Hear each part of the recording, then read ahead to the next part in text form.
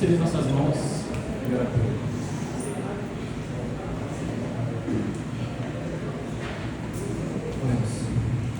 Pai querido, fale ao nosso coração essa noite, Pai, através do Teu Filho, através da Tua palavra, Pai. Que nosso coração venha se edificar, Pai, e que a Tua verdade nos confronte e rasgue os corações orgulhosos, os corações egoístas, Pai. Guia Teu Filho por meio do Espírito Santo e edifica a Tua igreja, Pai. É o que te pedimos em nome do Teu Filho amado, Jesus Cristo. Amém. Amém.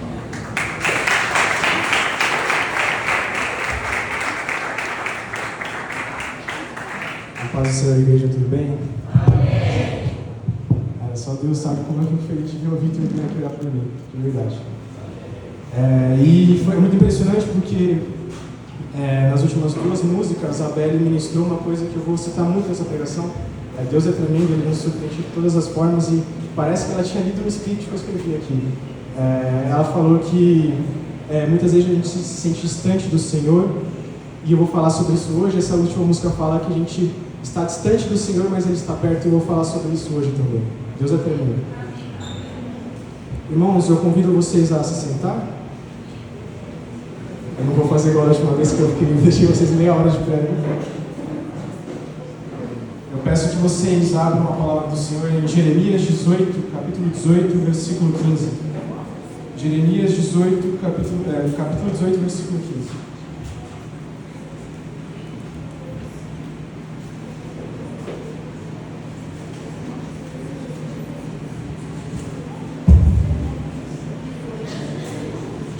Versículo 15.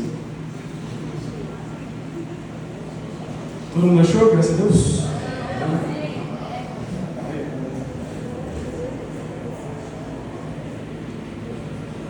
Vamos começar a ler agora. Então, só dando um contexto inicial.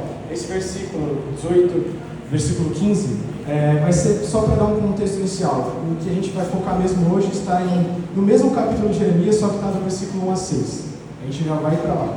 Então vamos começar pelo 18, pelo 15. Basicamente, Jeremias ele foi um profeta que Deus levantou nas últimas décadas do reino de Judá, que era o reino do sul. E caso vocês não saibam, depois de Salomão, houve uma briga pelo trono de Israel.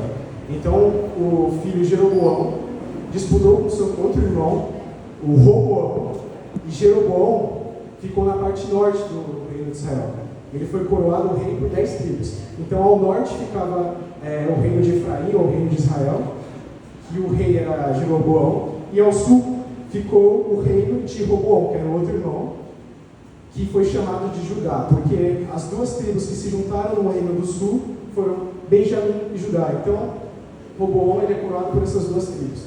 E no momento que Jeremias está pregando a sua palavra, ele está no reino do sul, e o reino do sul está prestes a ser invadido pelos babilônios. Então, o contexto da palavra de Jeremias é um povo de Judá que está totalmente entregue à idolatria. Porque o que acontece? Durante todo o livro de Jeremias, nós percebemos que o que ocorre na história daquele povo é uma alternância de reis bons e de reis ímpios. Então, por um momento governava um rei bom, e aí o povo focava seus olhos ao Senhor. Mas logo depois viria um rei ruim, um rei ímpio, e o povo desviava novamente os seus olhos do Senhor. Enquanto isso, lá no Reino do Norte, na verdade não havia mais Reino do Norte, porque os assírios entraram e dominaram o Reino do Norte. Israel era basicamente somente Judá, e Judá cairia. Então Jeremias ele é levantado para falar assim para o povo: ei, lembra-te do seu Deus. O seu Deus não é o Deus dos cananeus, ao qual vocês alternam a adoração. O seu Deus é o Deus de Abraão, Isaque e Jacó. E muitas vezes eu pensei em fazer um paralelo, e muitas vezes nossas vidas também são assim. Muitas vezes nós nos encontramos alternando nossa adoração. Muitas vezes nós nos encontramos como esse povo de Israel, que ora está totalmente bem com o Senhor, ora está totalmente mal com o Senhor. Ora a gente comete um errinho e a gente já quer jogar tudo pelo ar. Ora, domingo a gente sente a presença, a gente sente um arrepio, está tudo bem, mas na terça-feira a gente já desanima. E é assim que ocorria com o povo de Israel. Ora eles estavam adorando o verdadeiro Deus, ora eles estavam adorando falsos deuses. E então essa noite espero que, assim como Jeremias fez, que a palavra do Senhor nos retome, que a palavra do Senhor nos lembre que Ele é o Senhor das nossas vidas, independente de um errinho nosso ou não. Nós não estamos longe do nosso Senhor. Amém? Então eu escrevi que a inconstância desses reis revela também uma inconstância na nossa fé. E agora eu vou ler aquele texto que eu falei para vocês, Jeremias capítulo 18, versículo 15. Jeremias 18, 15, eu vou ler aqui. Contudo, o meu povo esqueceu de mim, queimam incensos a ídolos inúteis, que os fazem tropeçar em seus caminhos e nas antigas veredas, para que andem em desvios, em estradas não aterradas. Então vocês percebem que Jeremias fala exatamente o que eu disse agora. Jeremias está de frente com um povo que não adora verdadeiramente o Senhor, que vai alternando, e muitas vezes é o perigo da vida cristã. Esse é o dilema da vida cristã. Muitas vezes nós alternamos os nossos ídolos. Domingo a gente adora o Senhor de Abraão, Isaac e Jacó, mas durante a semana a gente adora outras coisas, a gente adora nossos objetivos. Mas algo tem que ser pontuado. A nossa fé é uma fé racional. E como toda fé racional, a nossa fé pode ser atacada por dúvidas. A dúvida não é inimiga da nossa fé. Tanto que quando Paulo chega a Bereia, os bereanos vão até a palavra para examinar tudo o que ele disse. A nossa fé é uma fé racional. O que não podemos é viver uma fé de instabilidade, uma inconstância contínua. Nunca nos firmarmos no caminho do Senhor. Isso não é normal. Pedro negou a Cristo 3 vezes. Pedro foi inconstante durante um momento, mas isso não marcou a vida de Pedro. Pedro logo se conserta e volta aos caminhos do Senhor. E que seja assim conosco, que a gente não fique num ciclo de adoração aos outros ídolos, mas que a gente firme nossos olhos, como o autor de Hebreus diz: fixem os olhos em Cristo Jesus. Glória a Deus. E muitas vezes essa alternância na vida do indivíduo, nas nossas vidas, ora a gente está forte na palavra, ora a gente está fraco, se deve muito ao motivo da gente achar que a gente tem o controle da nossa vida. Muitas vezes a gente pode achar que nós podemos voltar ao Senhor quando quisermos. A gente comete um pecado na quinta-feira, mas no domingo eu estou lá na igreja. E a gente fica nesse dilema semana após semana. Mas a gente não percebe que na verdade nós somos vasos frágeis nas mãos de um Deus soberano. A gente não tem poder nenhum, mas é o poder de Cristo que está sobre nós. E esse é o perigo. Muitas vezes a gente quer viver um evangelho individualista, um evangelho que nós pensamos que nós somos super-homens, mas pelo contrário, é pela nossa fraqueza que o Senhor demonstra a sua força. É pela nossa dúvida que o Senhor reafirma quem Ele é na nossa vida. Tem uma frase do livro Inteligência Limitada, do pastor Batista Jonas Madureira, e ela diz o seguinte: não há ponto de partida para o conhecimento de Deus que seja mais promissor que o temor e a humildade. Ou seja, o Senhor, como diz a palavra, Ele resiste ao soberbo, mas Ele convida, Ele conclama o humilde. E esse é o segredo, irmãos. Quando a gente vê a nossa fé sendo abalada, o segredo é ter uma postura de humildade, não de egolatria, uma postura de que a gente é inabalável. Não, reconheça as suas fraquezas. Que reconheçamos as nossas fraquezas, pois, como eu já disse, nós somos vasos frágeis na mão de um olheiro. E o vaso não é vaso por si só, ele precisa de um olheiro que o transforma. E esse olheiro é o Deus Todo-Poderoso. E aí, agora, eu preciso dizer a vocês que o destino de Judá foi o exílio. Babilônia invade e domina Judá. E Babilônia é utilizado como uma ferramenta de ira nas mãos do Senhor.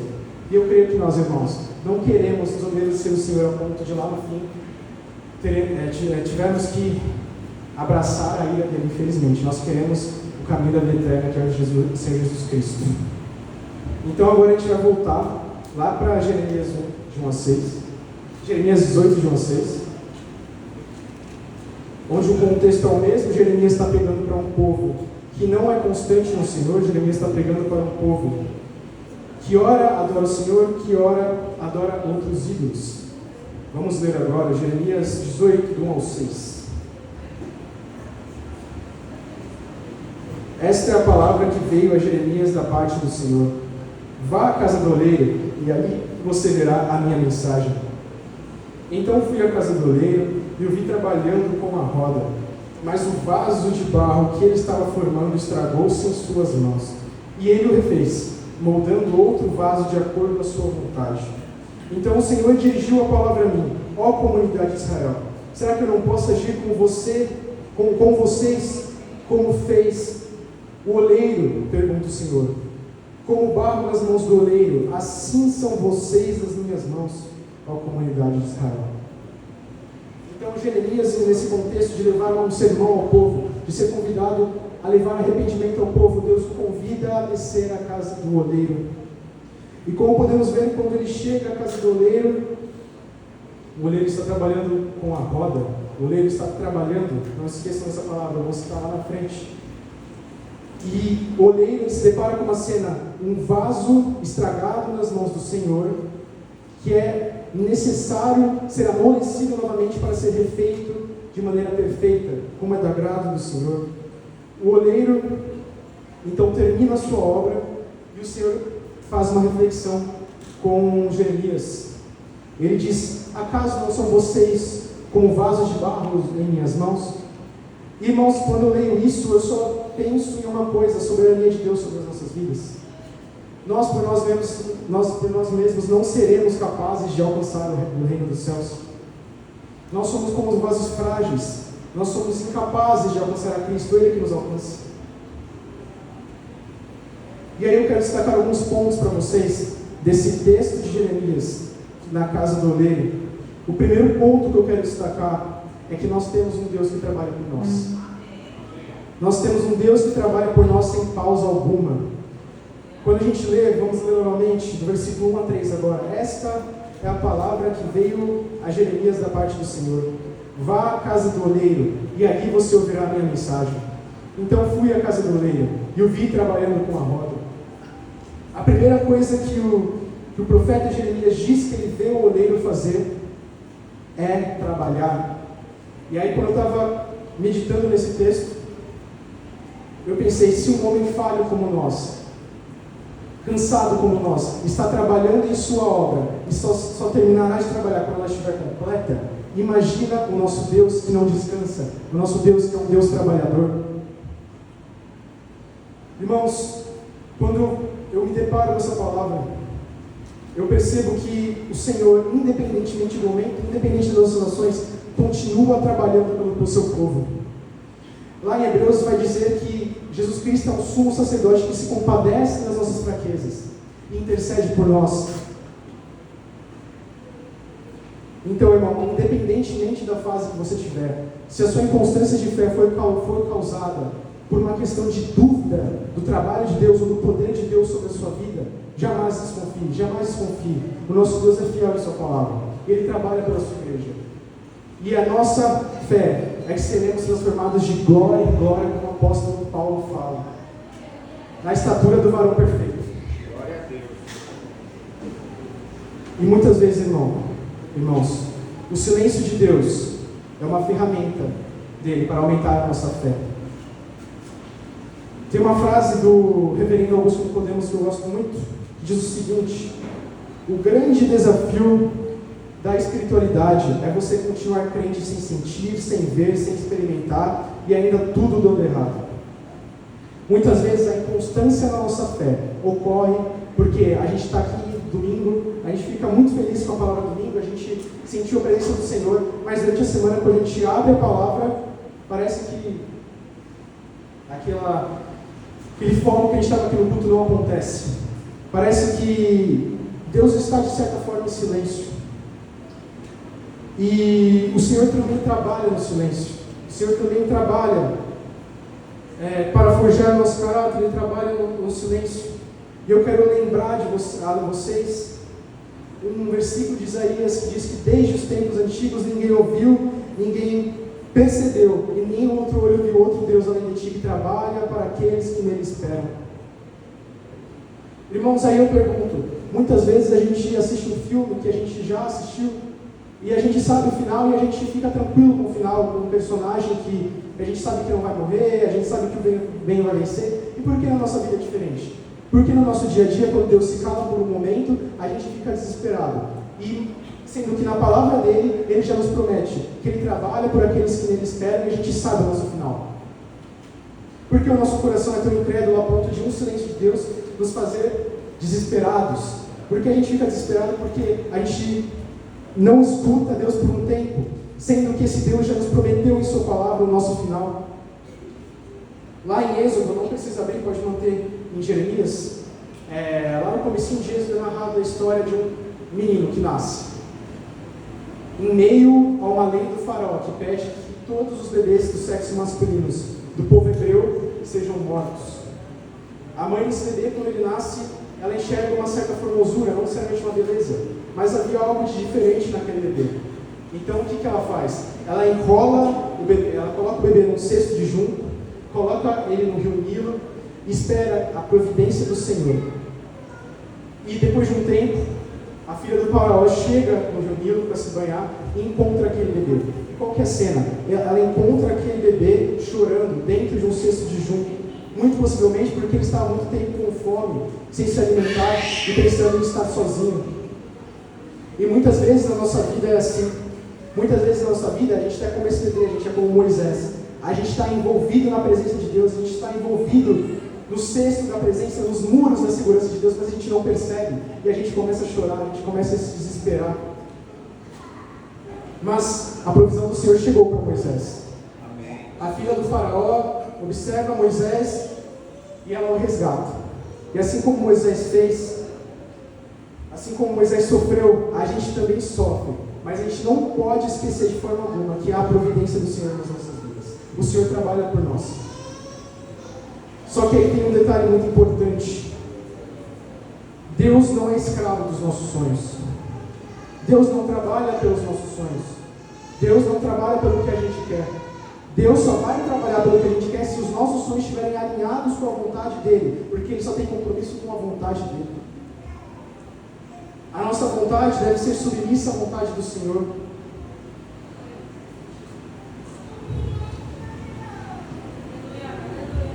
Irmãos, e isso é muito forte, porque muitas vezes a gente faz um período de oração, a gente faz um período de jejum pedindo a Deus alguma coisa, como se fosse uma chantagem com Deus. A gente fala, Senhor, eu vou ficar sem comer tantos dias porque eu quero tal coisa, mas não é assim que funciona. O jejum na palavra é para mortificar a carne, é para a gente ser vestido no Espírito, não para fazer chantagem com o Senhor.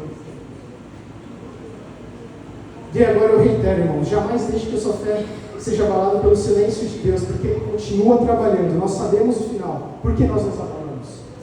A palavra diz que aqueles que confiam no Senhor são como os montes de Sião, que não se abalam, mas duram para todo sempre.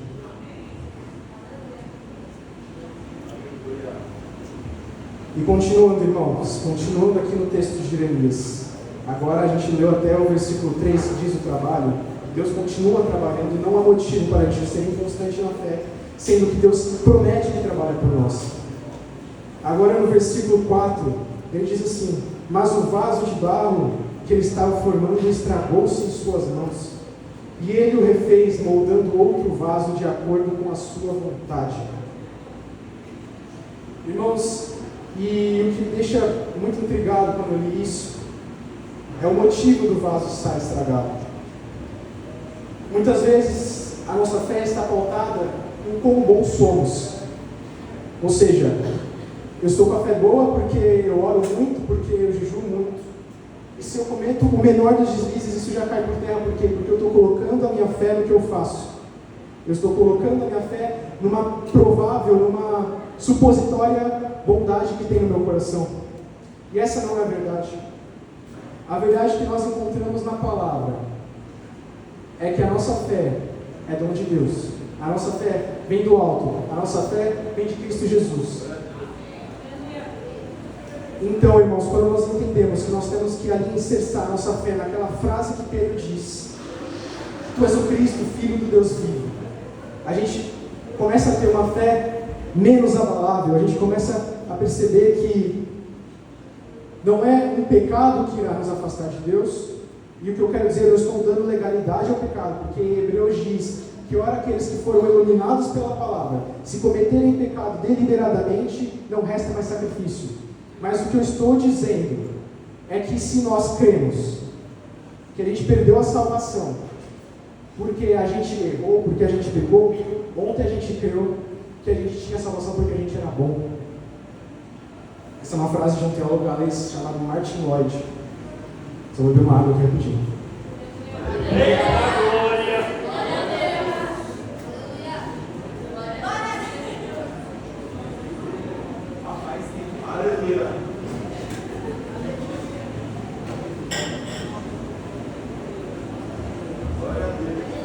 Irmãos, e não adianta a gente fingir que não há pecado em nós.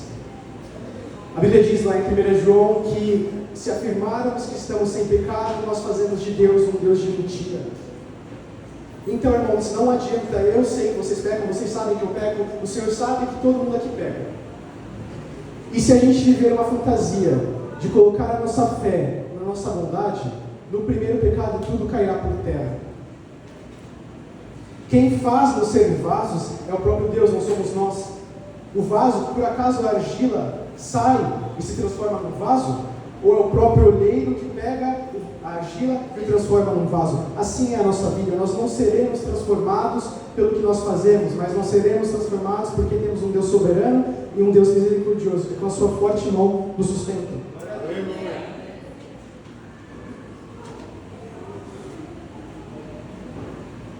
Irmãos, o Senhor diz em Romanos 9 que Ele endurece a quem Ele quer e tem misericórdia de quem quer.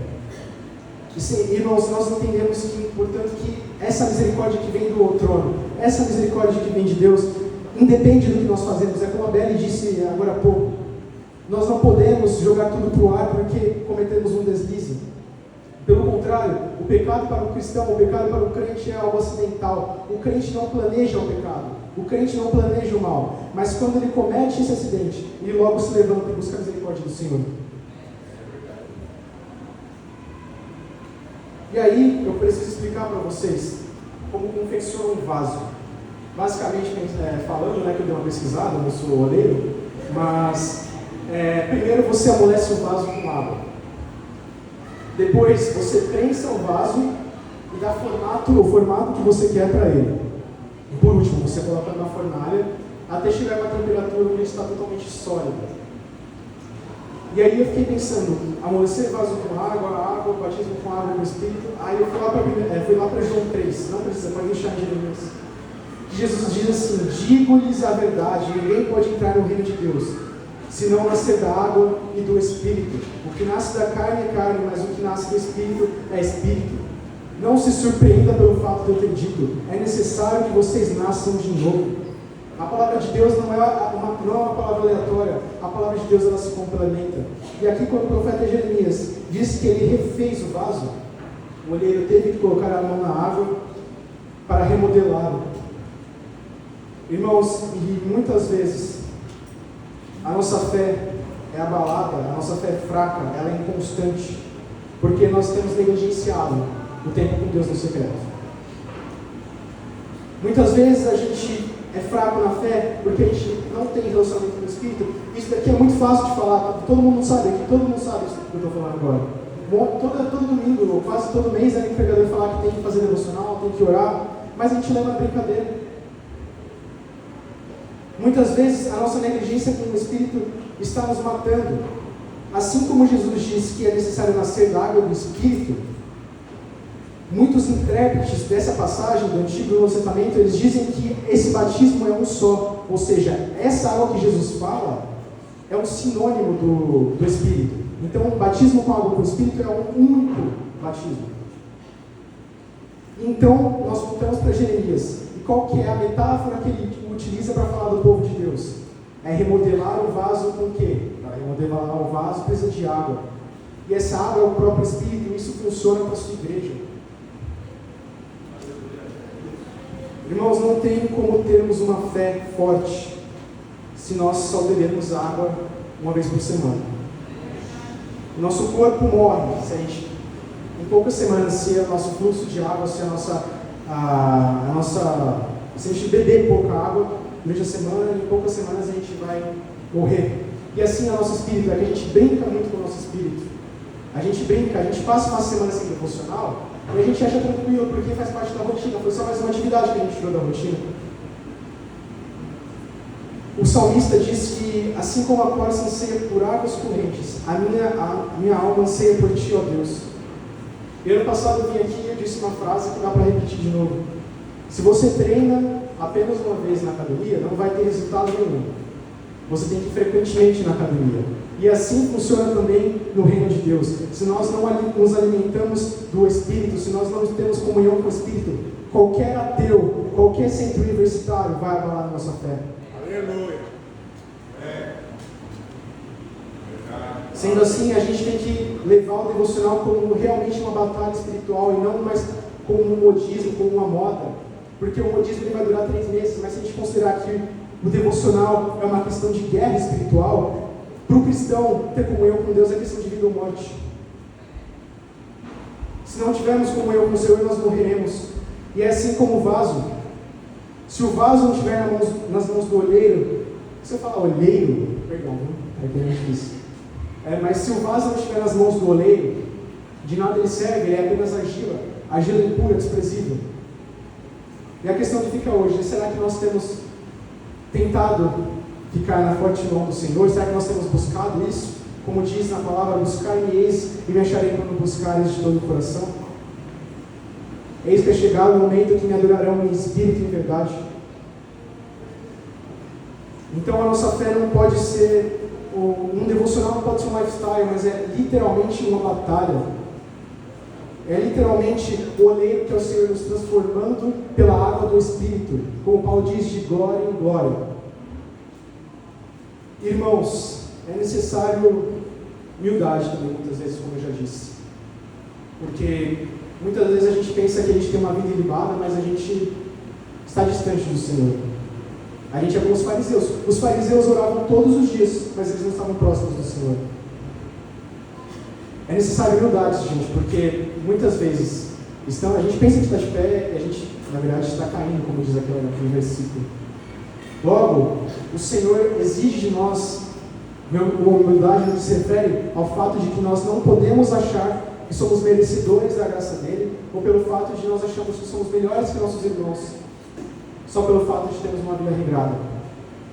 A questão é que o Senhor Jesus, pela sua misericórdia, Ele nos chama para perto todos os dias, através do nosso período de oração, através do devocional, porque Ele é misericordioso conosco. E então, irmãos, vocês podem até perceber que Jesus, outra vez em João 7, ele diz que quem crê em mim, como diz a Escritura, rios de água viva correrão do seu ventre. Então você percebe a todo momento que é necessário, é uma guerra para o cristão. É uma guerra para o cristão. É necessário que nós tenhamos a água do Espírito, porque senão nós viveremos ciclos e ciclos de inconstância na fé. Porque nós não teremos certeza de nada, nós teremos uma fé duvidosa. E não precisa só entrar na faculdade, pode ser na escola, qualquer ciclo de amigos vai acabar com a nossa fé. A gente pode até continuar vindo para a igreja, mas durante a semana a gente não vai ter certeza do que a gente professa aqui. O terceiro ponto que eu quero dizer a todos vocês é que nossa fé muitas vezes é atacada porque a gente ainda nos enxerga como partes de uma argila abandonada, distante das mãos do oleiro. Se vocês voltarem os olhos para Jeremias, ele diz assim, lá no versículo 5, 18:5. Então o Senhor dirigiu-me a palavra, ó comunidade de Israel, será que não posso agir com vocês como fez o oleiro? Pergunta o Senhor. Com o barro nas mãos do oleiro, assim são vocês nas minhas mãos, ó comunidade de Israel. Irmãos, vocês podem perceber, se vocês forem analisar a matéria mais quimicamente, todos os átomos de uma argila, todas as moléculas de uma argila estão ligadas por ligações químicas. E assim também é o corpo de Cristo. No corpo de Cristo não há espaço para individualismo, no corpo de Cristo não há espaço para um melhor que o outro. Na verdade, são apenas funções distintas. Lá em Hebreus é dito, em Hebreus 10, não precisa abrir, continua aí em Jeremias, Hebreus 10, versículo 24. Consideremos-nos uns aos outros para incentivar-nos ao amor e às boas obras. Não deixemos de reunirmos como igreja, como é o costume de alguns, mas encorajemos-nos uns aos outros, ainda mais quando vocês veem que se aproxima o dia.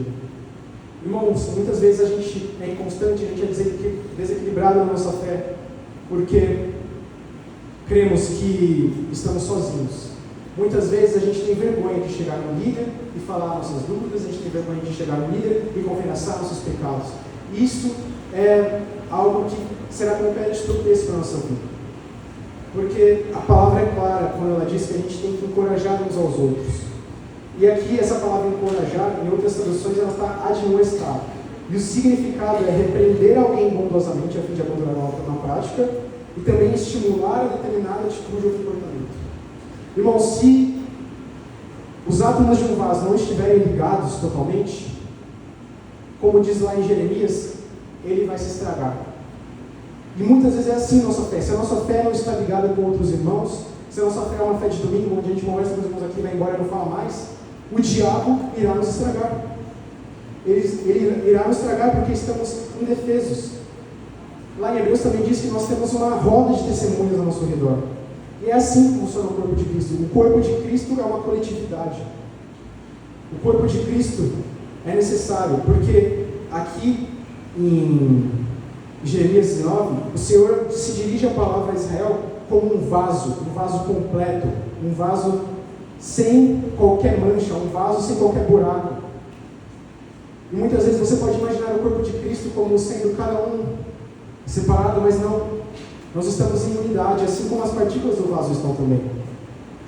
E muitas vezes, irmão, nós somos atacados por setas malignas e a gente tem vergonha de chegar com ele.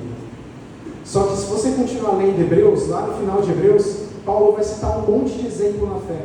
Vai citar um monte de... vai citar Raabe, vai citar Abraão, vai citar Jacó, Josué.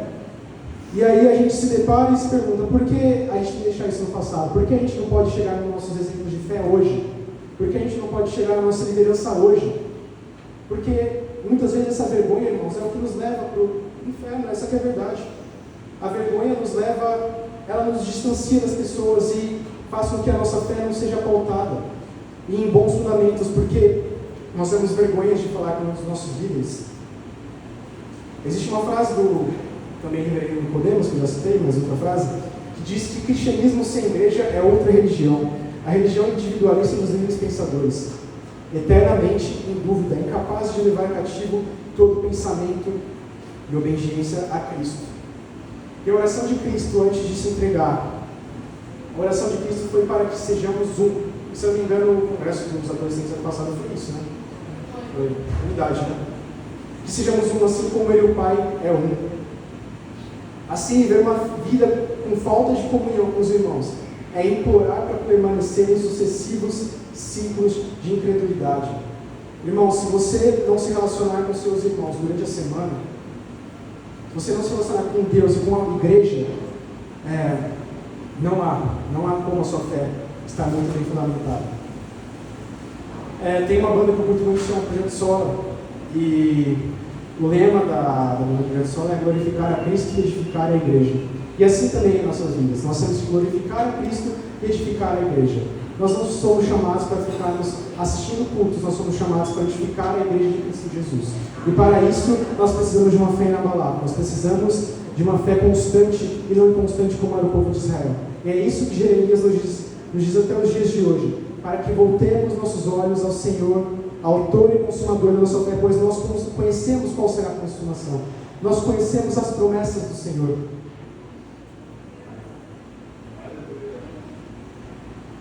E, para concluir, eu queria utilizar um texto de 2 Coríntios 4, versículos 7 ao 11, que é uma analogia, que é uma metáfora, que é uma anáfora, né, porque vem depois, mas é uma anáfora de Jeremias 18.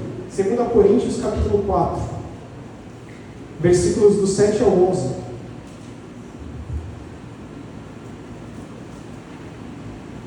Onde Paulo vai usar as mesmas palavras de Jeremias para falar como deve ser a nossa procedência com o Senhor.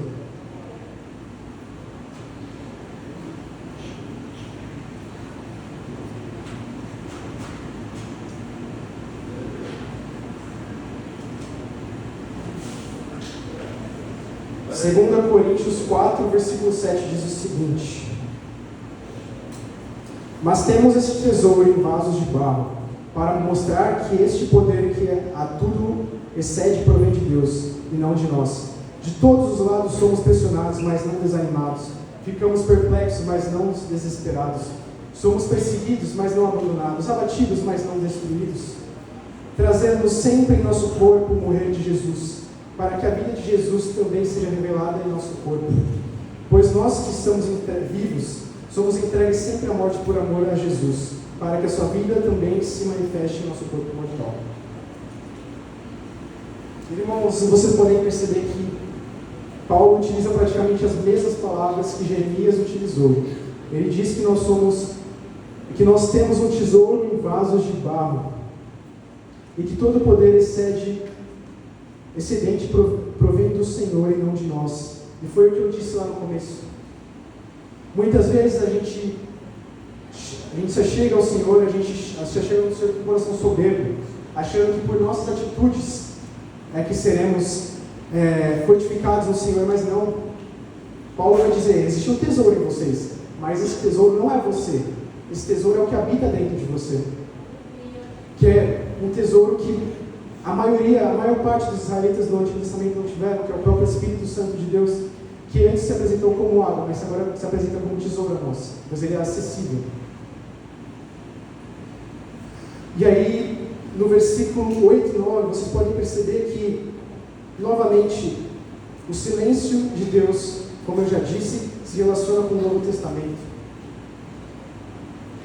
Diz o seguinte: nós de todos os lados somos pressionados, mas não desanimados. Ficamos perplexos, mas não desesperados. Somos perseguidos, mas não abandonados.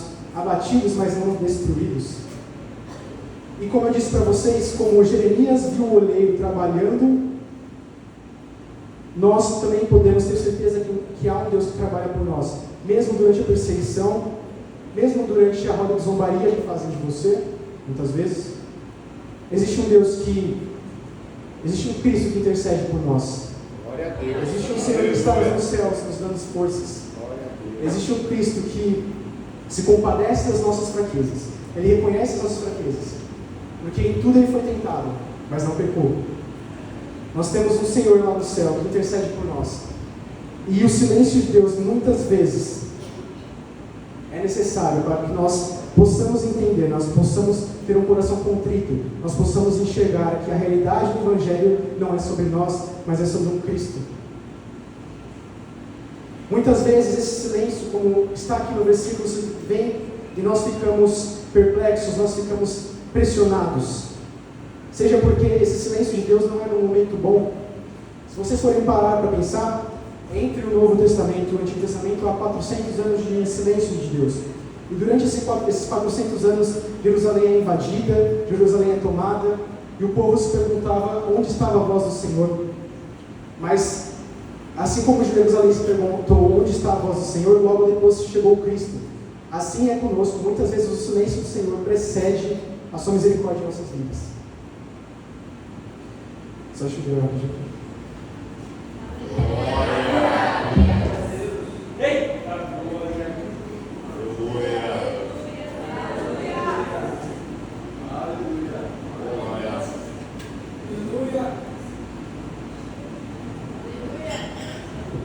E aí, como eu disse, se você for observar, no versículo 10 e 11 mostra que Jesus deu sua vida por um corpo que é o corpo de Cristo.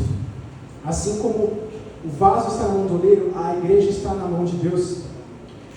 E aí nós podemos pensar o seguinte: Deus não morreu apenas, somente por mim, Deus morreu por um povo. Nós temos que nos relacionar com esse povo, nós temos que edificar uma igreja. Não há espaço para a fé, não há espaço para a fé fraca quando nós estamos ligados como irmãos. E para finalizar, irmãos, para não exceder muito o horário aqui, eu só gostaria de ler a letra de uma música, não vou cantar. Não vou cantar, não. Eu canto ou não canto?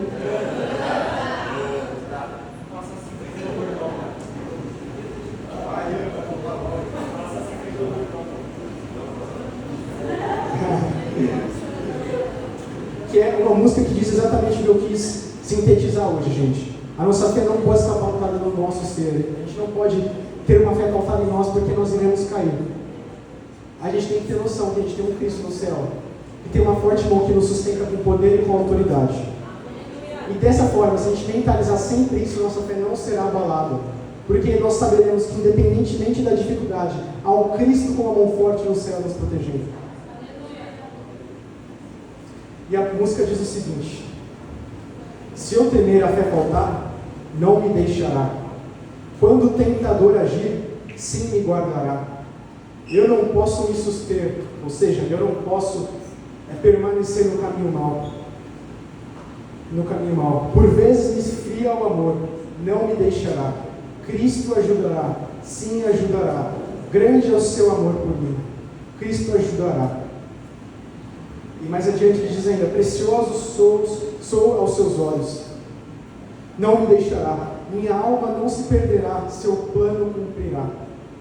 Com alto preço me comprou, sim me guardará. Cristo ajudará. Irmãos, essa música diz muito da pregação de hoje. Se eu temer e a fé faltar, Cristo ajudará. Que nós possamos recorrer a partir de hoje ao próprio Cristo e também aos nossos líderes. Que nós possamos ter noção de que há um Cristo que nos ajuda, há um Cristo que sabe exatamente o que você está sofrendo agora. Mas você precisa ser humilde, você precisa ser humilde e chegar ao Senhor. Você precisa também ter um relacionamento com o Espírito. Você precisa também ter a plena convicção de que, assim como a música diz, Cristo trabalha e sempre trabalhará por nós. Deus abençoe. Amém.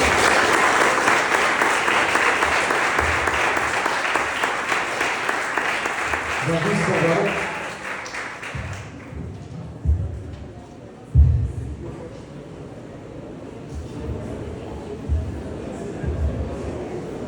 Bem-vindo a CC